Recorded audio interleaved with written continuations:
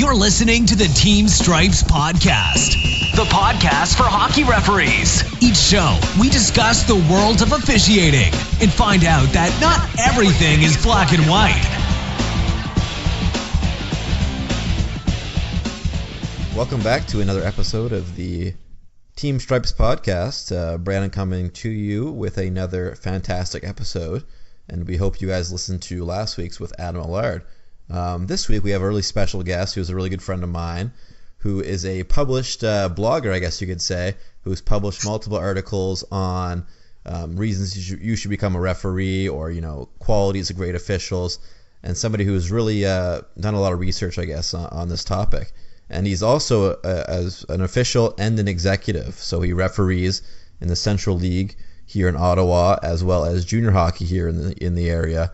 And then on the side, he is also an executive and has previously acted as a director of discipline for a local district, as well as an assigner that is going to be his next role. So we are really happy to welcome to the podcast Shawn Corcoran. Shawn, thanks for coming on. Hey, thanks for having me, Brandon. Yeah, so that's a pretty good background you have here, as I'm sure the listeners have just found out. Maybe could you just talk about how you came to get involved with the referee world and what you're doing now? Yeah, sure. So I started about 8 years ago when I was 13. I think that was the youngest you could be. I applied, I did my phone interview, and here I am 8 years later. Now I ref the midget up to midget AA in the Central, so that's all of Central.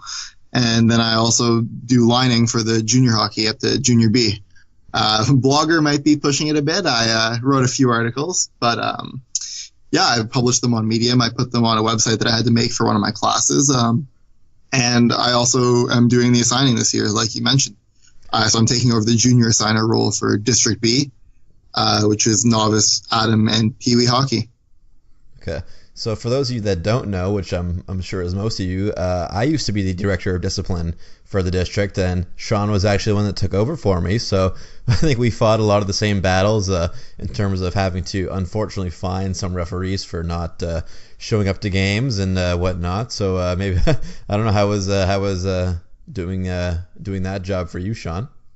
Yeah, that was always tough because you know all the guys. Like you work with them, you see them, and then something happens and you have to find them, or you have to at least look into it. So there were a lot of times where you'd look into what happened. You'd have to send a couple emails, talk to them back and forth, get their side of the story. And a lot of the time you'd have to make that hard decision to find someone that you work with and you like a lot. Yeah. Like one of the points I made in my reasons to be a ref was that you're friends with all your coworkers.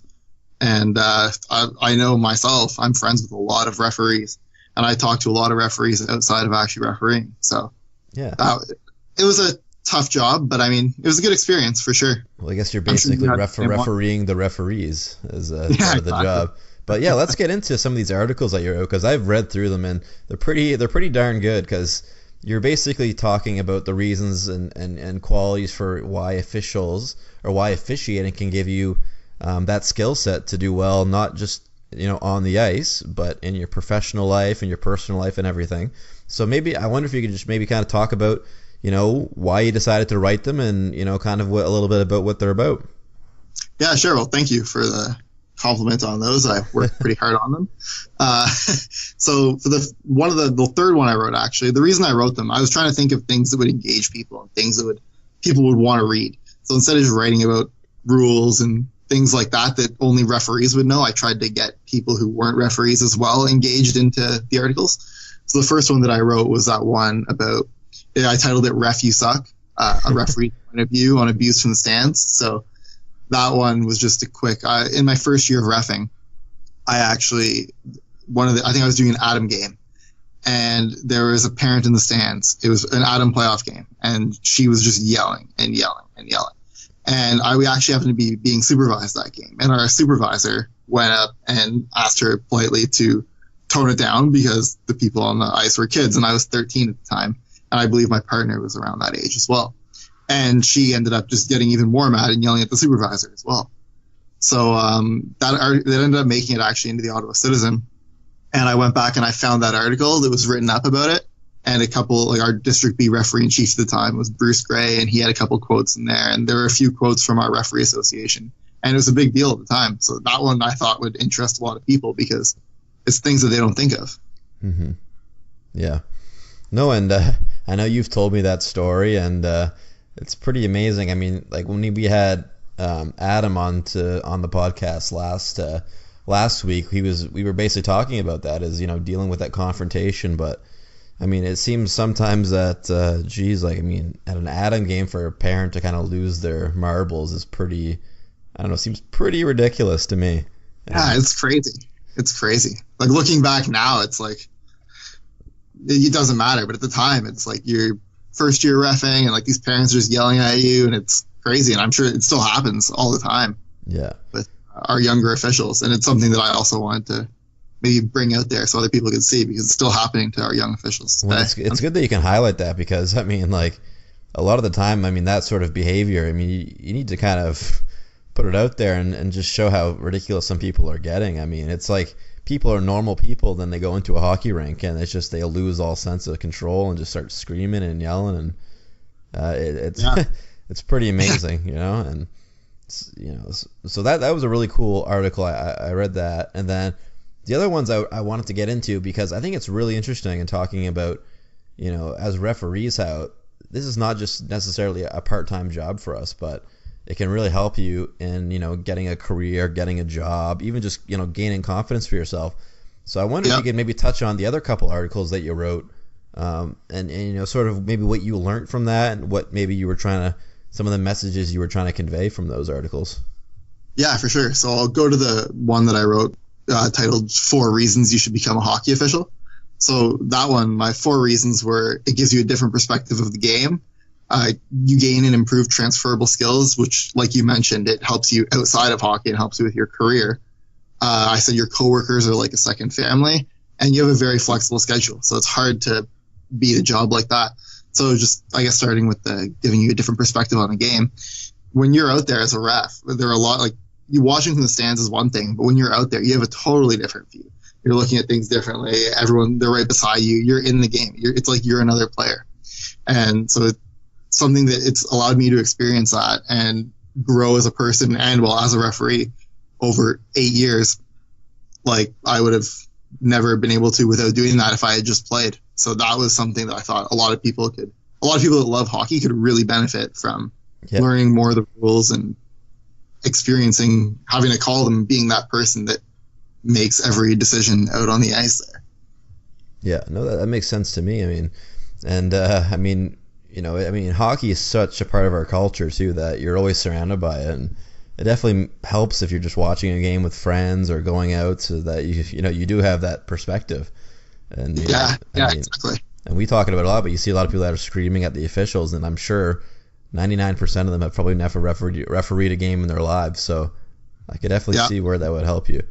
Okay, and then I like the second point you're talking about, kind of, I guess, gaining and having those skills that you can transfer over. I mean, can you maybe talk a little bit about that, and how you've seen that in your own life, and what kind of skills you've been able to transfer? So I think that this is probably like the most important point for me. I probably should have put this one as number 1 looking back, but I know, like, when I first started, I was very nervous. I'm not a big guy, and I was very small when I started. I remember reffing some Adam kids that were taller than me. So like confidence wise, communication, like talking to adults when I was like a 13-year-old kid, like it was kind of terrifying, like especially if they're yelling at you. So like as I grew and as I became older, now I have no problem talking to anybody, just because I'm so used to talking to different players, different coaches, other referees, even timekeeper, fans, anyone. When you're out there reffing, you're talking to people all the time, and just that communication has helped me grow, like as a business student as well. Communication and like networking is everything. And so talking with coaches, talking with players, just having that conversation going nonstop on the ice helps you so much just with communication. That's probably the skill that I found I improved the most. And teamwork as well. Like you're out there with, I guess when you start, one other person, but usually up now where we are 2 or 3 other guys that are reffing the game with you. And it's a different crew every time, but you're still buddies and you talk to all of them, and you can work with all of them as well as you can work with anyone. So teamwork has helped me adapt to different people's styles of reffing, because everyone refs a little bit differently, even though we're all supposed to kind of be doing the same thing. Everyone has their own way of doing it, and Sure. adapting to everyone's different habits is something that also I've noticed for sure. And confidence as well as the third one that I had there. So communication, teamwork, and confidence. And my confidence has definitely gone up just from reffing. Like, I mean, everyone we always say like the yelling, it gets to you. But for me, the yelling, it kind of just like, it doesn't matter now, because I just know that I know my rules. I know that I know what I'm talking about. And the odds are that the coach or player that's yelling at me has no idea what they're yelling at. They're just probably yelling because they're pissed. So it's just easy to, again, communicate, explain to them what you saw, what the rule is. And that's all confidence. And to me, like, that has helped me with my job right now. I do marketing for a company called Gumdocs. And again, that's talking to people, and marketing is a lot of selling as well. So just being confident in what you're saying and knowing what you're talking about, or at least pretending like you know what you're talking about. It helps for sure. And that, like, I credit reffing with a lot of those skills that I've gained. Well, no, and I when you're talking, I can definitely relate to pretty much everything you're saying, because I have a background in trying to build businesses as well. And I mean, you're totally right when you talk about things like confidence and working with teams. I mean, anybody in business knows that selling is a huge part of building a business, or even in marketing, you're selling. And if you can't have that confidence and be able to use those skills like you're talking about to talk with people or whatever, I mean, I could definitely see how that's a huge asset for anybody to have, especially somebody young that's going into the workforce, to impress an employer or to impress a customer with that confidence or whatever. That is really huge, though, huh? Yeah, for sure. Like, I've done a few interviews. I haven't done too many. I'm still I'm just graduating now, so I've done a few over my few years in university, and every time when I go into an interview and they see referee on my resume, that's like the first thing they ask me about. And they ask me because, like, they're interested in hearing like what I've experienced. Because I mean, they would probably watch games as well, and they know what they think, and they know if they're yelling at their TV, and they have kids. They've seen what happens at the rink, so the first thing they always ask me is like, or if the question is like, how have you dealt with pressure, or how have you dealt with conflict? Refereeing is an easy reference to give, and they're astonished with some of the answers that I can give, just because of some of the crazy experiences that we've had as referees. Yeah, and you're not the first person to tell me that, sure enough. I mean, especially with a lot of my other referee buddies, I mean, they say the exact same thing. I mean, you go into a job interview, there's certainly questions that you're going to face almost every time, and that's kind of seems to be always a question is, what adversity have you faced, or have you dealt with conflict? And I mean, if you can say that you've faced down a screaming 40-year-old man as a 13-year-old child, I mean, it doesn't get a whole lot better than that, right? It's hard to beat that, yeah. Yeah. Jeez, no, and even just talking about something like teamwork too. I mean, like you say, like in refereeing, it's really a team effort. Like when you're dealing with different personalities, and I know you're talking about in your article how it's really like a second family, and I really like the idea of talking about business and everything, or even just a career, about how you sort of work with other personalities. I mean, could you maybe talk about how that might have helped you in kind of your career and what you see moving forward for that? Yeah, sure. So for my career, I do marketing. So like I said, at a dental company, and a lot of that is actually organizing dental events. So I organize events for other general dentists to come, because they all have to get continuing education credits. So that's also always talking. So I visit offices, I talk to dentists, I show them what courses we're offering, I kind of sell them on the courses and get them to come listen to our doctors present these courses. So that's a lot of my job. And just like you said, having that confidence and being able to talk to, even maybe not talking to me with my team, but talking to them and their team. Because it's not just for dentists, it's for dentists, hygienists, assistants, and the whole office. So talking to like a team and being able to explain to them how this sort of event can benefit them and their team and help them work better. And kind of, I can also relate that back to refereeing and how things like all the courses that we've taken and all the mentorship things and all the training courses that we have, that helps us develop as a team. So doing another course like that for them together as a team would help them in order to grow and get closer and work better together. Yeah, absolutely. And another thing you kind of talked about was, I guess, the flexibility of, you know, scheduling your time as a referee and how it kind of makes for a really good part-time job. I wonder if you might be able to expand on that.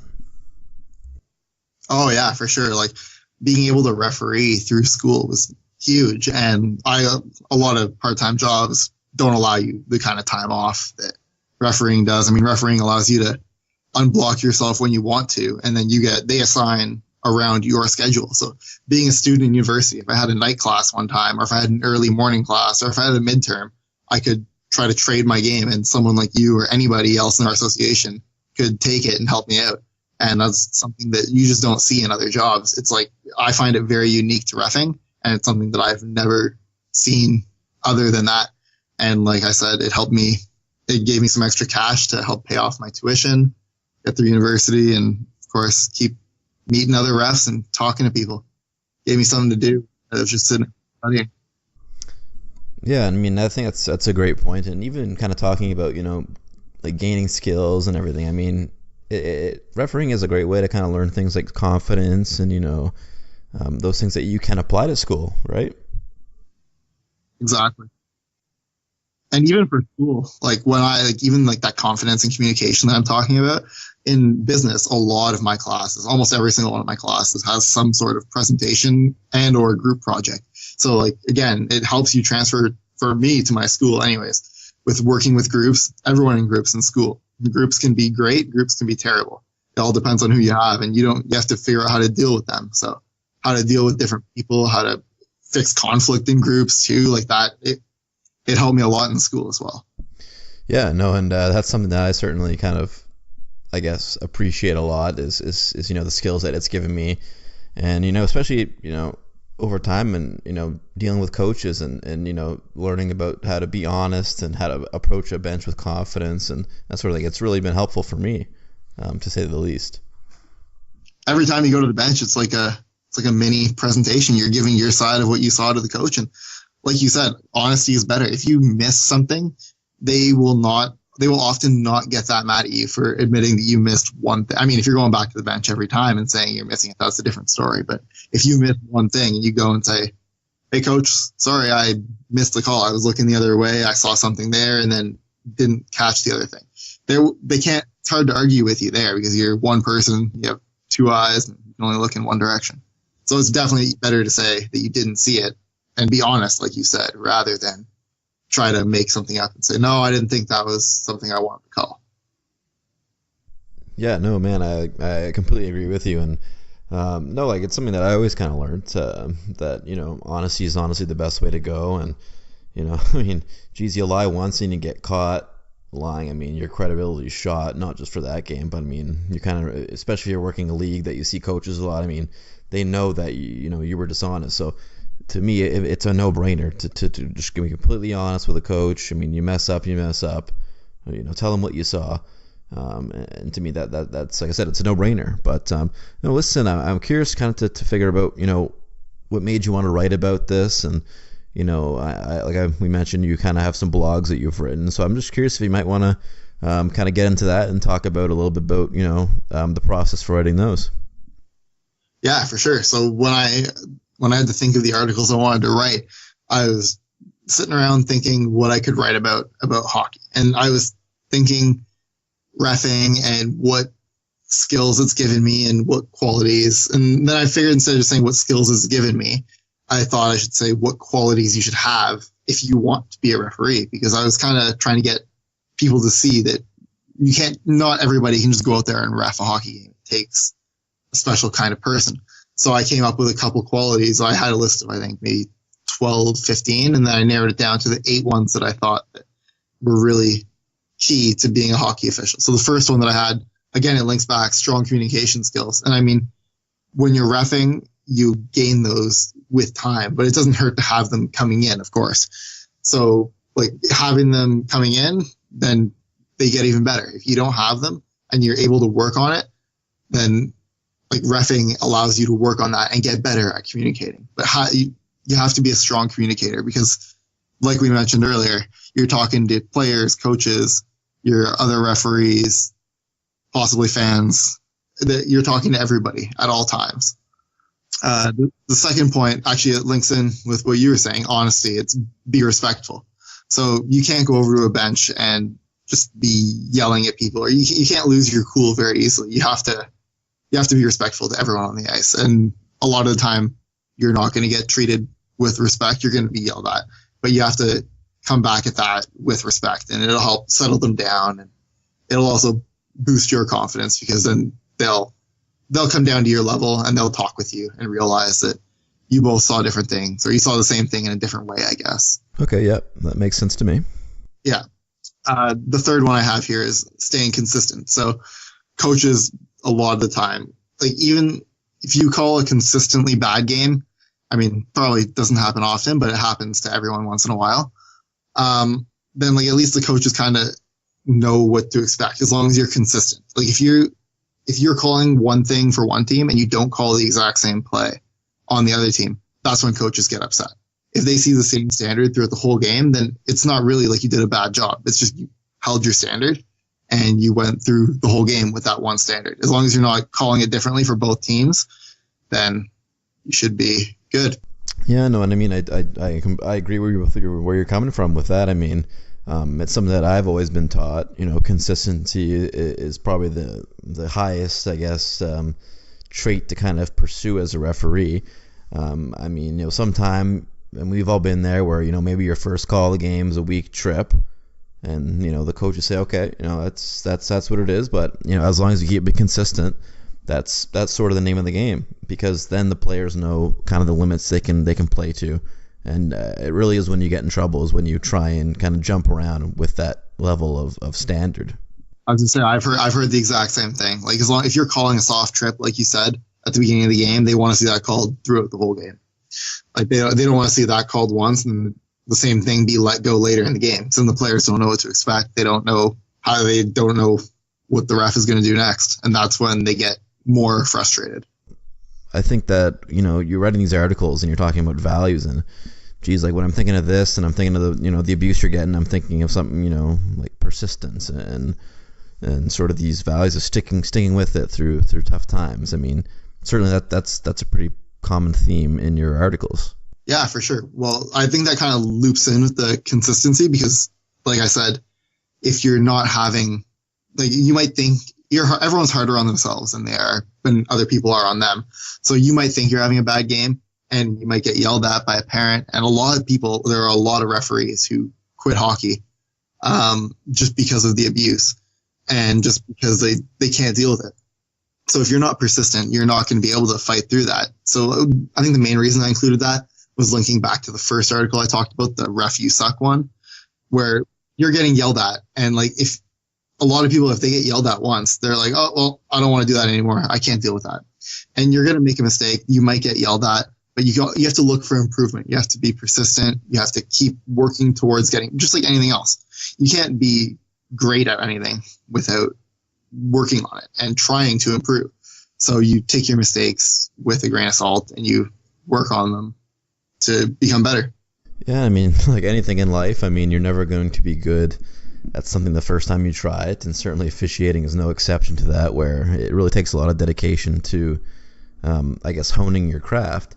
And switching gears a little bit, certainly to kind of get that idea of where to apply your standard and how to be consistent requires a great deal of judgment. And judgment's not something you kind of maybe are born with. It's something that comes with experience. And I'm wondering if you could maybe tell the listeners a little bit how you maybe developed your judgment and kind of your take on it. Yeah, for sure. I would say that the way my judgment developed is watching other referees who are doing the higher levels than I am and seeing how they call it and seeing what gets called. So when I first started doing competitive levels, I was on the lines, and the lines are the same whether it's a contact game, a non-contact game. And when I first started doing contact, I'd watch the hits, I'd watch the calls that the referee was making. And obviously, like we said, every referee is different. Everyone has their standard. And I kind of found my own standard through watching everyone else's. And I found how I wanted to see that. And then I kept watching other referees and like watching NHL referees. You watch what they call, you watch how they do things, and you develop your own sort of style or what you want to call. And then getting into the game and reffing it myself, it's totally different to throw on the bands and go and ref the game than it is to line. So even when you're watching the same stuff, you're in a different position, you see it better. And I think just by doing more games and seeing more things happen, my judgment has gotten better. And I know you can feel, I'm sure you're the same as me. You've done a lot of games. You can sense when you need to call a penalty, when a game is going the wrong way, or when the players are getting more frustrated and things are going wrong. And like I said in the article, it's called game management. Like that's a lot of your judgment, just knowing when you need a call, when you don't need a weak call, but you also still have to keep it consistent. You can't just pick and choose. Yeah, and I certainly think it's a challenge to kind of maintain that, and it's not an easy job, and certainly there's a lot of scrutiny that comes with maintaining that judgment and that standard, and like you're saying, understanding when to make those calls, when not to make the calls. There's a lot of challenge that goes into it. But I wanted to switch gears a little bit, and, well, sort of the same theme, but talk about what it takes to really make these calls. I mean, certainly, hockey officials are heavily scrutinized. I mean, especially in the higher levels where there's videos and replays, and they can slow down and watch 100 times. I mean, there's a lot of scrutiny on you. And to me, I think in officiating, one of the highest traits that you can try and pursue is integrity. I mean, we were talking about honesty earlier, where there's an onus on you to be honest. But to me, I think integrity is kind of the highest value that a referee could have, because certainly there's going to be tough calls that you can make in a game, where you might not want to make it, or a team is going to react poorly, but you have to make it. So I'm wondering if you maybe talk a little bit about integrity and what you see as the importance of integrity for a hockey referee. Yeah, for sure. Well, like you said, it's an important quality to have for anything and anyone with any job. But I think especially hockey officials, because we're so scrutinized, everyone's watching us, we control the whole game, and everyone sees what we see, but they're all in a different area, and we're the ones that are making the decision. So I would have to say that integrity is huge. Like we mentioned earlier, honesty is way better than making up something. So I think that if you can be honest and you can keep your game honest and you're not making up things as you go, because when you start to make up excuses for yourself on the ice, it's just kind of you're looking to go down a downward spiral really quickly. Like you're going to make up an excuse, and if you miss something else, you're going to have to make up another excuse. And when something else happens because of that, it's just, you don't want the excuses to stack up, because coaches will see right through that, like you said. And it's just much better to know your rules, enforce what you know, and stick with it and be honest. Yeah, and just to build off that, I mean, we talk about integrity as an official, and I think the situations that to me take a lot of integrity are the ones where maybe you're a linesman, or maybe one of your partners on the ice doesn't interpret something correctly, or misses something, and you need to decide whether to step up to make that call. And it can certainly be a challenge. I mean, what's your take on it? Yeah, I would say so. I would say it's more so, like you said, when I'm on the lines and I'm not the one reffing the game, because like you kind of want to let the referee ref their game, and you want to believe that they saw it. They saw what they saw, and you want to know that they're doing what they think is right and what is right. So I guess, yeah, as a linesman, I can't remember when it was. It might have been last year. Just there was one call. I think it was a bit of a slew foot. I didn't have the best angle on it, but to me it looked like the guy kind of put his leg behind and shoved him over. And when I looked right at the referee, it looked like he was looking right at it. So, but there was no call made. And like you said, I didn't say anything because I didn't have the best angle, and I thought that he was looking right at it. But yeah, I realized after that's because you hear the coaches yell too, because the coaches usually know what happens, and even if they don't, they're going to yell anyways if they see their player go down. So yeah, like that's one thing for sure. But you learn from that, and then next time you'll go, and even if he doesn't call it, you go and talk to him. You say, "Hey, buddy, did you see that? Like, I think maybe there would have been a slew foot there," and you still leave it up to him in the end. But yeah, to me as a linesman, that's the hardest part. It's you don't want to step on toes. And I think I heard that actually in one of the previous podcasts as well. You don't want to step on the referee's toes as a linesman all the time, but sometimes you have to make sure the right call's made too. Yeah, and no, I mean, talking about like slew foots and stuff, I know there's been situations where as a linesman you think you see something but you're not sure, and the referees ask you, and it can be tough to sort of step in and make that call. And, you know, I think part of it's just, you know, due to, you know, you're not quite sure, maybe you're not sure if you had the best angle, you don't know exactly what they saw, and there's sort of a, you know, maybe some tension between you and your teammates over whether that's the right call to make, and you know, you have to really lean on your partners, I guess, to make these calls. Yeah, exactly. And that's where the communication and teamwork comes in. I mean, I guess all three of you or four of you have to come to a decision on what you saw, and it's not always easy because you're all looking at it from there's 4 different angles, 4 different views, and maybe 1 or 2 people, 1 or 2 of the refs weren't looking at that exact spot, so they might not have even seen it. So it's hard, it's tough. But yeah, that's where the teamwork comes in. You have to trust your partners. No, I think that's a great point, Shawn. And, you know, like tying it all back, I guess. I mean, you talk about, you know, teamwork and, you know, integrity, you know, courage. I mean, all these sort of different values that it requires to be a referee. And you've written on this. I mean, where have you seen this applied in your real life? I mean, have you used this in school or you know, what have you used it in?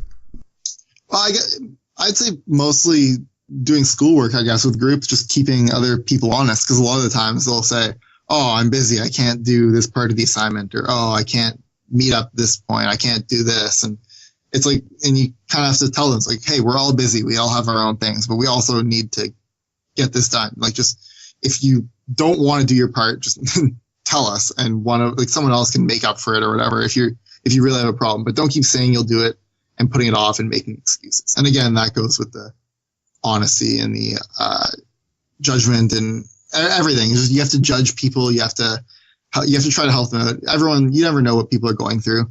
And I think that like that, and just being able to kind of intervene with things and how they're going, and reading people has really helped me a lot. Absolutely, yeah. And no, like I really like having this chat here, and I mean, certainly it's great because I know, you know, you're a pretty stand-up guy, and you've incorporated a lot of these, you know, into reffing, a lot of these values, and you know, it's certainly a great pleasure to be able to read these blogs you've written, and I think it's going to be great to share them on our podcast and our social media as well. So we'll make sure we get those articles out as well. Mm-hmm. Yeah, definitely. I totally agree, and thank you for the compliments. And yeah, definitely we can get the blogs posted up there, because I do think that they would be beneficial, like you said, especially even just to parents who are thinking of their kids getting into reffing, or kids thinking of it themselves. Well, it's interesting because, you know, talking about, you know, parents, I mean, that's a whole other thing. I mean, if I'm a parent that's looking to sign up their kid to referee, I mean, and I go to the rink and I see some of the abuse that some of these young officials are getting, I mean, it's tough, especially in our generation where, you know, I think we have a lot of parents that are kind of overbearing and really overprotective of their children. So I think it's, you know, stuff like your articles and really just kind of promoting those positive values and skills is really integral in getting some of these new officials into refereeing. Oh, I know that my parents, well, my mom came out and watched, it was a major bantam double A, I think. It was like it was a game 5 or 6 of their series. Like, it was one of the last games, and I was reffing it, and my mom came out just to watch because she didn't have anything else to do. And of course, in double A competitive hockey, parents, coaches, everyone's going to be going crazy with every call that you make. And she said it was so hard for her to sit there and just bite her tongue, not say anything to them who were all just yelling. But after the game, she asked, and a lot of the things they say I don't even really hear. So, like, it's just, yeah. But I'm sure, like you said, a lot of parents wouldn't want to sit there for sure while their kid's getting yelled at, and they wouldn't want their kid to be in that situation either. But like you said, when you see all the benefits of the job too, like what the kids are getting out of it, it's a great experience for sure. Yeah, and no, Shawn, I totally am on the same page as you. I think it's really about preaching those positive benefits. But switching gears a little bit, I'm wondering maybe if you could talk about your role within the district in terms of your assigning role that you're going to be doing this year, and maybe what you expect from it. Yeah, sure. I think it'll be a great experience. So I'm doing the junior assigning for District B, and that's typically I'll be assigning the first, second, third, and maybe fourth year kids. So I'm really expecting it to be a good experience. I'm always expecting to be like kind of a mentor to them and kind of helping them get the ropes and get into the games and helping them realize that everything that they're going through, like it's going to help them in the end. And obviously, as being the assigner, I'm kind of like their boss. So I want to be the person that they can come to if they have any problems. And I want to get to know a lot of the younger refs better, because those younger refs are going to be the ones that you and I will be working with in junior in 4 or 5 years, maybe even less, depending on how old they are and how fast they get up. So the better and the better we teach them to handle conflict and these skills, then the quicker that they can get up to the levels that we're doing and that they can do. Maybe even they can get past us. So what do you anticipate will be some of the major challenges? I mean, I'm assuming that helping out a lot of these maybe first, second year officials and keeping them with officiating is going to be a big part of it? Yeah, for sure. So like even like just when they like especially for the students, the people in school, because I can especially relate to that. Things come up last second, things happen. And I think that like really getting with the flexibility part of the job, I think helping them out and helping them get rid of their games and like not having to charge them to have it reassigned or not having them have to no-show the game and then receiving a fine later. I think just helping them out with that and giving them support through reffing and knowing and understanding from their perspective as well, because it's the same position I was in. I think if I'm able to do that, I think it would really help keep those kids here. And I mean, I know reffing is also one of the reasons that I stayed in Ottawa for university. It allowed me to keep my part-time job and give me something to look forward to as well, instead of just being at school. So I think if I could really help them realize that it's more than just a job and it's more than just getting out there on the ice to get paid, I think that would really help lower the turnover rate of the first and second year officials. And I'm just sort of curious, because I think we've all been there as referees. I mean, what exactly goes into assigning? I mean, what are you looking at? Are you looking at, experience levels? Are you looking at just availability? I mean, what kind of goes into assigning for you? Yeah, so there's availability. That's the first one. So you only look at the people that are available. And then out of the people available, you can see how many games they've done this year. So their experience, if it's the first year, that's how many games they've ever done in their lives. You can see if it's a second year and third year, you see how many games they've done. And you can also see like how far they are from the rink and how far they are or how many games they've done that week. And if they have other games on the day. So you can avoid scheduling people for 2 different sets on the same day. You can kind of try to keep them close by to where they live so they're not going too far. And you have a lot of little tools that you can use that can help you figure out how to assign the best person to each game. And that way you don't have officials driving across the city when there's somebody who lives beside that rink going the other way across the city. And if you can also know, like if you get a report from a coach or a report from the league, you can also send out more experienced referees. I know we actually did that with, I believe it was Craig actually, who you had on the podcast before, where there was a novice coach he just was ripping into novice first year officials all season.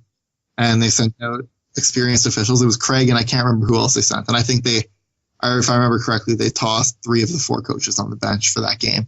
It's amazing it comes to that nowadays. It's crazy. Yeah. Yeah. So so you can see the experience level. You judge all that and then you assign those games. Well, anyway, Shawn, we're just sort of wrapping up now, but I just want to say thank you for taking your time to I guess, come onto the podcast and sort of give your perspective on these things like assigning and, the values and skills that it takes to make a referee and, the skills that you can take away from it and apply to your life. And, yeah, I just want to thank you and appreciate your help. Oh, well, first, just thanks for having me. It was a good time coming on the podcast. I'm glad to join the list of other great officials that you've had on here. And I guess one last piece of advice would probably be just to do it. Don't be afraid. If you think you'd like it, if you enjoy hockey, just try it. It doesn't hurt to try. It never hurts to try.